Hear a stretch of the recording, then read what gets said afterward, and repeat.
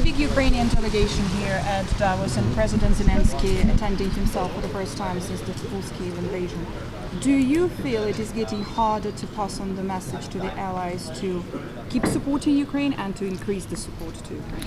I think it's a different message. I think both the Ukrainians and their partners have to accept and are accepting that this can no longer be a matter of a crisis, a reaction, but it rather has to be a long-term commitment, that the war has gone on for 2 years, it may go on for longer, and that we therefore have to agree to do things together in the long term.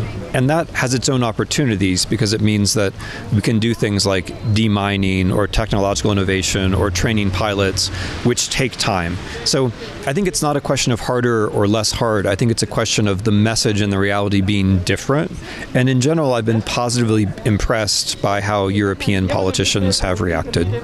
Are you concerned about the American support should Trump return to power in 2024? Should Trump return to power, we will all have very many problems. I think if I were Ukrainian, I would be more concerned about general political chaos in the United States, of which support for Ukraine would be a kind of side effect. So, I mean, as an American, I have to be fundamentally concerned about my own constitutional order. And then if my own constitutional order is threatened, it's also very unlikely that we'll be able to support Ukraine. Eastern European countries have increased their support when it comes to Poland, when it comes to Romania. Although these countries in the past did not have such a stronger say when it comes to the EU policies and strategies, do you feel like they have started playing a bigger role because they understand better the danger of possible Russian invasion and what it means?